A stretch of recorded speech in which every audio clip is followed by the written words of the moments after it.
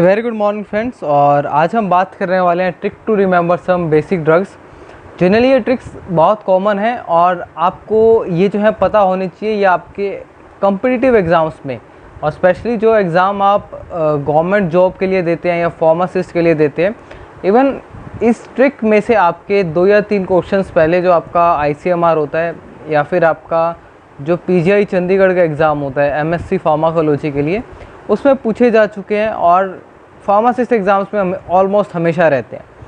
तो सबसे पहले आप जो है सफिक्स के बारे में मैं बता देता हूँ। सफिक्स होता है जो किसी वर्ड के एंड में लगता है। हिंदी में इसे हम उपसर्ग बोलते हैं, जो आपका एंड में लगता है। तो जिस ड्रग के नाम के एंड में ओलोल आ जाता है, that belongs to the beta adrenergic blocker, और उसमें भी बीटा 1 ब्लॉकर है। जैसे कि आपका प्रोपेनोलोल है, एटिनोलोल है। तो यहाँ पर जो लास्ट में आप ये वर्ड देख रहे हैं ओलोल, तो that means it's belong to the beta blockers. जो भी ट्रिक है इसमें से कुछ ड्रग्स जो हैं जिनका जो है कुछ लिमिटेशंस हैं इन ट्रिक्स की, लेकिन अगर हम ब्रॉड सेंस में बात करें तो आपको ये हेल्पफुल ही रहेगा। Second is the suffix. अगर आप देखें केन, यानी केन जो है जनरली ये लोकल एनेस्थीसिया जो आपके होते हैं उनके लिए आता है।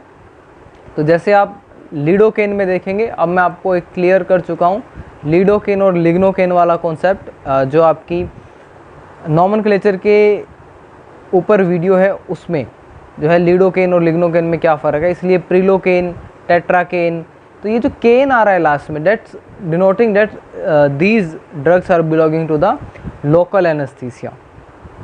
Next is the डिपीन।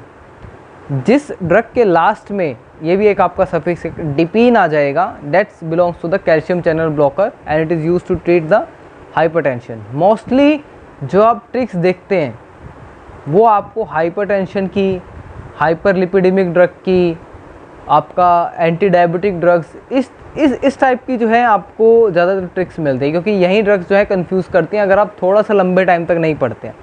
तो डिपीन जो है ये आपका कैल्शियम चैनल ब्लॉकर है, हाइपरटेंशन को ट्रीट करता है, दैट इज़ द एम्लोडिपीन और नेफेडिपीन। इस तरीके से आपका रहेगा। जो आप डिपीन लास्ट में देख रहे हैं तो ये आपको बता रहा है कि ये आपका कैल्शियम चैनल ब्लॉकर है। Next is the Prajol. ये भी आपका सफिक्स है और बहुत कॉमनली यूज़ होता है। ये आपका प्रोटोन पंप इनहिबिटर है। जनरली हम इस तरीके से इसे लिख देते हैं। तो ये आपका प्रोटोन पंप इनहिबिटर है। और ये आपका ड्रग देखें इसमें तो लेंसोप्राजोल है, रेबेप्राजोल है, पेंटाप्राजोल जो कि सबसे ज़्यादा यूज़ होता है। और ये आपके लेंसोप्राजोल, रेबेप्राजोल, ये इनकी एक्टिविटी के बेस पे है कि कोई ड्रग की एक्टिविटी जो है वो बहुत ज़्यादा, यानी पूरे दिन तक आपको एसिडिटी नहीं होने देगी। कोई ड्रग की एक्टिविटी है कि आपको जल्दी एसिडिटी से जो है वो रिलीफ देगी।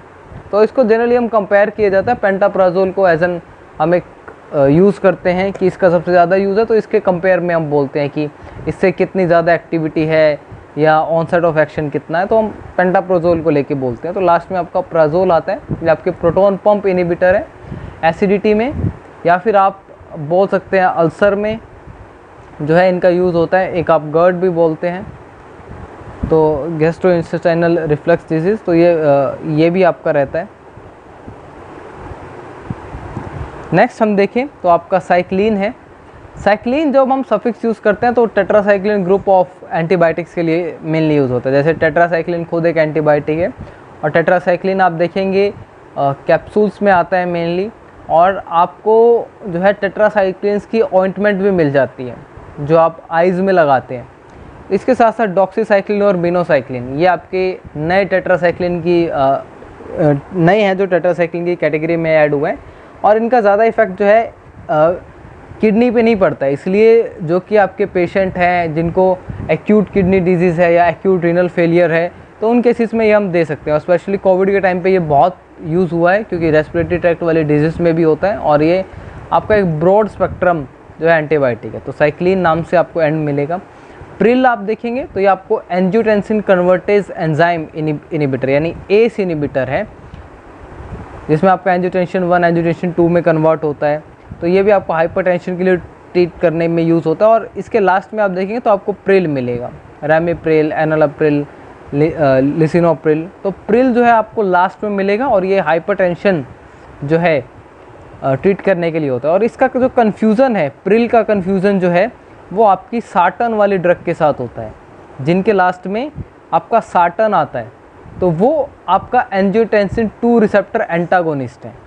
ये रिसेप्टर एंटागोनिस्ट हैं और ये जो एंजाइम एंजियोटेंसिन 1 को एंजियोटेंसिन 2 में कन्वर्ट करता है, तो ये आपका एस इनहिबिटर होता है। तो इसको जो ड्रग ब्लॉक्स करती हैं वो ये हैं, जिनके लास्ट में प्रिल आता है। लेकिन ये जो एंजियोटेंसिन 2 बना है, ये कहीं इसका रिसेप्टर होगा। इवन आप किडनी सेल्स पे देखते हैं, आप ब्लड वेसल्स पे देखते हैं, स्मूथ मसल्स पे देखते हैं, तो वहाँ पर इसका रिसेप्टर होगा। तो आपकी सार्टन वाली जो ड्रग हैं वो इन रिसेप्टर पे बाइंड करती हैं, और जबकि आपकी जो एस इनहिबिटर्स हैं वो इस एंजाइम को इनहिबिट कर रही हैं। तो ये दोनों अलग कैटेगरी की ड्रग हैं और इनके अपने अपने साइड इफ़ेक्ट हैं। तो कई बार हम प्रिवेंट करने के लिए कि आपका एक ड्राई कफ साइड इफ़ेक्ट आता है, तो हम अलग यूज़ करते हैं, उस हिसाब से ड्रग यूज़ करते हैं कि अस्थमैटिक पेशेंट है तो उसको उस टाइप की कैटेगरी की ड्रग नहीं देंगे। तो हाइपरटेंशन में आपका जो आप यूज़ करते हैं जिनके लास्ट में सार्टन आता है, तो लोसार्टन हो गया, ये आपका जनरली लोसार के नाम से टैबलेट आती है, इसका 25-50 mg इस हिसाब से इनका चलता है। कैंडी सार्टन आता है, टेलमिसार्टन, ये आपको जनरली 40 mg के साथ आएगा। और टेलमिसार्टन के साथ आप देखेंगे आपको कई बार आपको अटोरवास्टैटिन या फिर एक जो है इसकी जगह आपको एक साथ में डायूरेटिक भी मिल जाता है, जिससे आप टेलमी एच के नाम से ये जो मेडिसिन आती है, जो एच है ये इसमें आपको एक डायूरेटिक को ड्रग को जो है वो बताता है। मेनली ये टेलमिसार्टन आता है और इसका जो डोज है वो 40 mg के आसपास रहती है। नेक्स्ट आप देखेंगे स्टैटिन। स्टैटिन जो लास्ट में आता है ये आपका एंटी हाइपरलिपिडेमिक ड्रग है, और ये आप देखेंगे अटोरवास्टैटिन, रोजुवास्टैटिन, तो इसके साथ में जो है आप आता है, जो मैं आपको यहाँ पर बता रहा था कि जिन लोगों को आपका हार्ट की प्रॉब्लम है पर साथ में बीपी है, तो इस तरीके से वो कम्बिनेशन में मिला के दिया जाता है। तो रोजुवास्टैटिन, अटोरवास्टैटिन, ये आपका एस्पिरिन के साथ भी आता है अटोरवास्टैटिन, तो ये भी आपका एक कैटेगरी है।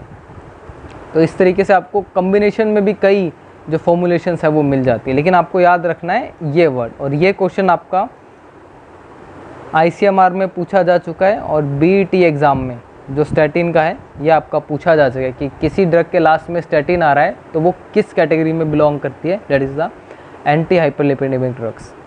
नेक्स्ट ये आपका बहुत इंपॉर्टेंट है, ड्रग्स हैविंग GLI।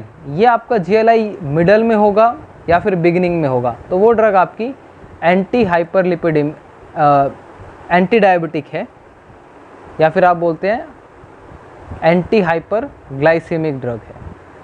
आप इस तरीके से याद रखें या फिर एंटी डायबिटिक याद रखें, वो आपके ऊपर है।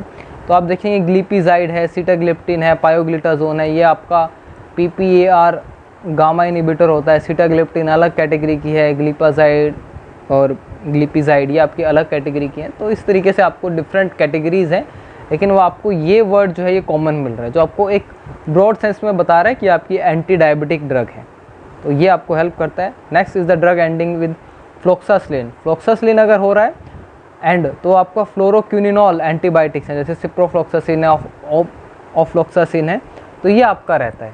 और जनरली इनका जो आप यूज़ देखते हैं मेनली, जैसे एक और ड्रग होती है इसमें लिवोफ्लोक्सासिलिन, तो ये आपका यूरिनरी ट्रैक्ट इन्फेक्शन को ट्रीट करने के लिए भी होता है, और कई जगह हम इसे रेस्पिरेटरी इन्फेक्शन को ट्रीट करने के लिए भी देते हैं। TB वगैरह में भी एक बार ये जो सेकेंडरी ड्रग्स हैं उनमें ये एक आधी ड्रग इनकी प्रेजेंट हो सकती है। तो ये आपका रहता है कि आपको फ्लोक्सासिलिन से एंड कर रहा है, GLI से एंड कर रहा है, सार्टन से एंड कर रहा है, प्रिल से एंड कर रहा है, ओलोल से एंड कर रहा है, साइक्लिन से है। तो ये सारी कुछ ट्रिक्स हैं जो आपको हेल्प करती हैं जब आप कंपटीशन एग्ज़ाम देते हैं। So this is all about these top 10 tricks. Thank you so much and all the best.